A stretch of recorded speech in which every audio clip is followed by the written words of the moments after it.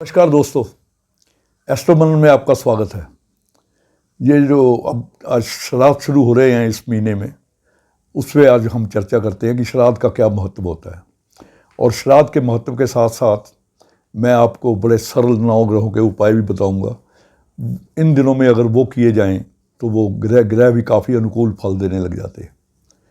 भागवत पुराण के अनुसार जो अश्विन मास का कृष्ण पक्ष जब शुरू होता है, पहली से लेके अमावस्या तक, मतलब प्रतिपदा से लेके अश्विन मास कृष्ण पक्ष की प्रतिपदा यानी कि पहली तारीख से लेकर चतुर्दशी या अमावस्या तक ये सारे जो श्राद्ध 15 दिन होते हैं, ये श्राद्ध के दिन होते हैं। और पहला श्राद्ध जो पूर्णमासी का होता है वो भाद्रपद की शुक्ल पक्ष की पूर्णमासी को होता है। वहाँ से पूर्णमासी का श्राद्ध जिनके पूर्वजों का होता है वो भाद्रपद मास की पूर्णमासी से को होता है। अगले दिन अश्विन मास का जो कृष्ण पक्ष शुरू होता है वहाँ से प्रतिपदा यानी कि पहला श्राद्ध शुरू हो जाता है। शास्त्रों में ऐसी मान्यता है कि ये जो कन्या में जब सूर्य जाता है, इसलिए श्राद्धों के समय को हम कनागत भी कहते हैं। शास्त्रों में इसके कनागत भी कहा, क्योंकि कन्या में जब सूर्य आता है तो वातावरण बहुत अनुकूल होता है। वातावरण का मतलब जब ये सूर्य मेष राशि में आता है तब से गर्मी पड़नी शुरू होती है, और जब ये कन्या में आ जाता है तो गर्मी और सर्दी का मौसम लगभग बराबर सा हो जाता है। तो जो पितृलोक है वो चंद्रमा के पीछे है। शास्त्रों के मुताबिक भागवत पुराण में जो लिखा है वो पितृलोक चंद्रमा के पीछे है, यानी कि धरती से सबसे नज़दीक चंद्रमा, उसके बाद पितृलोक है। जो हमारे पूर्वजों की आत्माएं हैं वो सूक्ष्म रूप में वहाँ निवास करती हैं। और जब ये कनागत सूर्य यानी कि कन्या में जब सूर्य जाता है तो वो पितृ अपने मृत्यु लोक पे आके, पृथ्वी पे आके अपने जो वंशज हैं, उनके पुत्र पौत्र आदि हैं, उनसे मिलने के लिए आती हैं। और इन दिनों में जो भी पुत्र पौत्र अपने पूर्वजों के लिए श्रद्धा से कुछ देता है, खाना खिलाता है या कोई दान पुण्य करता है, तो वो पितर संतुष्ट होकर उसे आशीर्वाद दे के चले जाते हैं। ये जो सूक्ष्म रूप में वहाँ रहते हैं, ये बड़ा वैज्ञानिक कारण है इसका, जो आत्माएं रहती हैं। इसको आज वैज्ञानिक युग में भी इसको कई लोग तो नहीं मानते, मगर ये बिल्कुल ठीक है कि जो हम अपनी विचार, जो हमारे विचार हैं, जो हमारी वाणी है, ये अक्षय होती है। ये कभी भी इनका क्षय नहीं होता। वातावरण में, ब्रह्मांड में ये घूमती रहती है। ये विज्ञान ने सिद्ध किया है। तो इस प्रकार जैसे आपने देखा होगा कि आप किसी को दिल से याद करते हो तो या तो उसका फ़ोन आ जाता है, जो व्यक्ति खुद आ जाता है।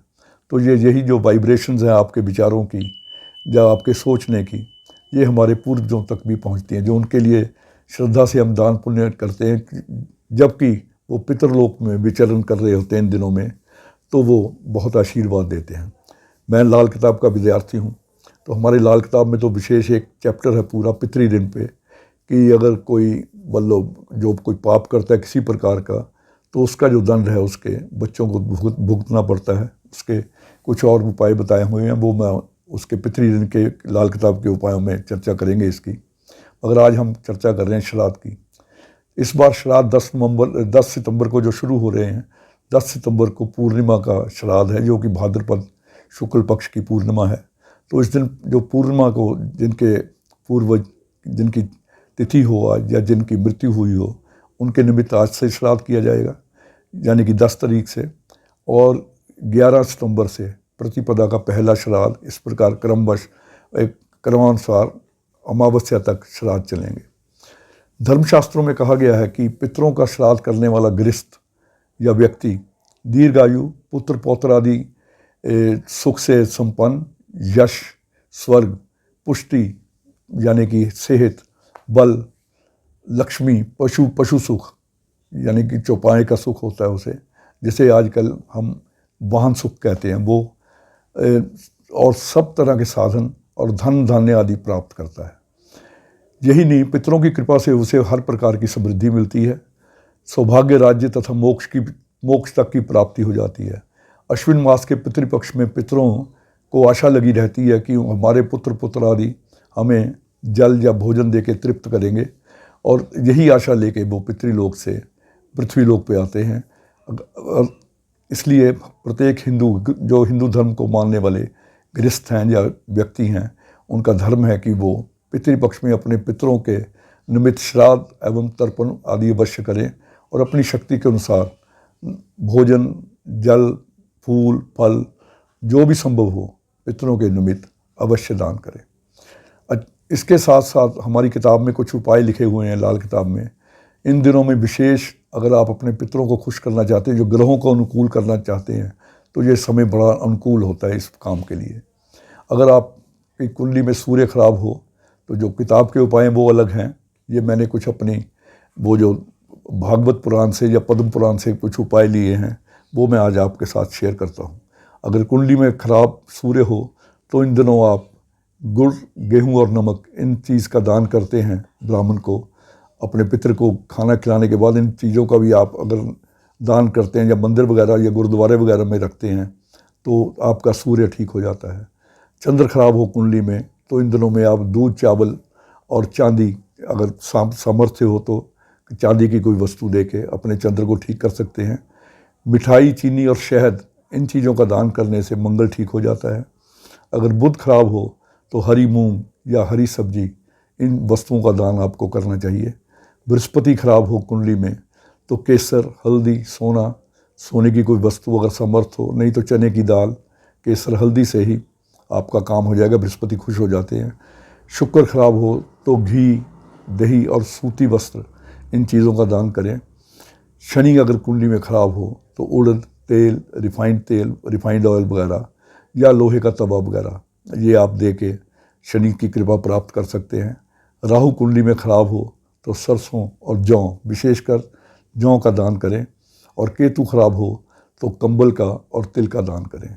इन छोटे छोटे दान करने से, और राहु का अगर आपको एक और बहुत बढ़िया राहु केतु का उपाय बताता हूँ, ये पद्म पुराण में दिया हुआ है कि अगर राहु खराब हो तो आप छाता दान कर सकते हैं। कोई भी जो ब्राह्मण है जिसको खाना खिलाते हो आप या मंदिर में दे के आते हो, उसे छाता देंगे तो उससे राहु ठीक होता है। और उसको आप चारपाई देंगे तो वो केतु, अगर बच्चों के प्रति कोई समस्या है या बच्चों से कोई समस्या है तो चारपाई का दान करना चाहिए।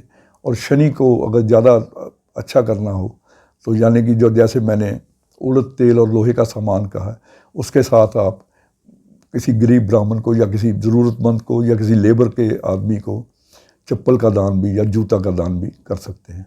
तो इन छोटे छोटे दानों से ये जो 15 दिन होते हैं तो आपके पितर तो प्रसन्न होंगे ही होंगे, जो आपके पूर्वज हैं उनकी जो सूक्ष्म आत्माएँ हैं वो तो तृप्त होंगी ही होंगी, आपके ग्रह भी आपके अनुकूल फल देना शुरू कर देंगे। तो आज इस प्रकार ये छोटा सा वीडियो मैंने श्राद्ध के महत्व पे और श्राद्ध के दिनों में आपको ग्रहों के अनुकूल करने के भी तो छोटे छोटे उपाय हैं, आशा है आप उनसे अवश्य लाभ उठाएंगे। धन्यवाद, नमस्कार।